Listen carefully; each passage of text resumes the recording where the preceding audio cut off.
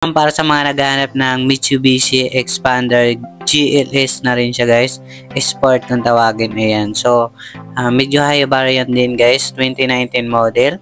Ayan, so hatak lang naman to ng bangko guys, very low mileage, 45,000 lang. Okay, nagkakahalaga ng 200,000 yan sa cash out. Okay, so 200,000 sa cash out all in yan. So bago ang lahat guys, don't forget to like and subscribe para palagi kayong updated sa mga bagong video natin. Para sa mga baguhan, Marvin Auto Vlog. So bagsak presyo tayo palagi. Open cash, financing, and trading. Tara, check na natin yung unit. Okay guys, yan para sa mga naghahanap ng Mitsubishi Expander GLS na rin siya guys. Sport kung tawagin. Ayan, so medyo high variant din guys, 2019 model. Ayan, so hatak lang naman to ng bangko guys, very low mileage, 45,000 lang.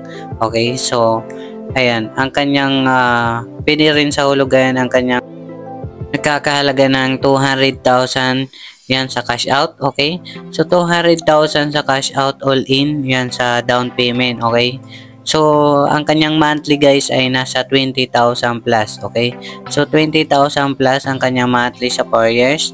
So, ayan. Kaysa mag-brand new kayo ay makakatipid pa kayo dito. Kasi ang brand new pa nito is nasa abutin pang 1.2 million. Ayan. So, 1.2 million pa ang kanyang brand new. So, may sukli lang ng 2,000. So, ito guys, para sa mga cash buyer, ayan guys, makukuha nyo na siya ng 780,000 lang siya guys. Yan, 780,000. Pero kung interesado ka, yan, may discount ka ng 30,000. So, 750,000 ay yan, makukuha mo na tong Mitsubishi Expander natin. Ayan, sariwa pa yan guys. Yan, be honest lang naman. So, pwede nyo rin i-test drive dito. Ipacheck nyo sa mismong Mitsubishi. Yan, magdala na lang kayo mekaniko. Okay, so ayan, napakalinis pa. So, thank you guys.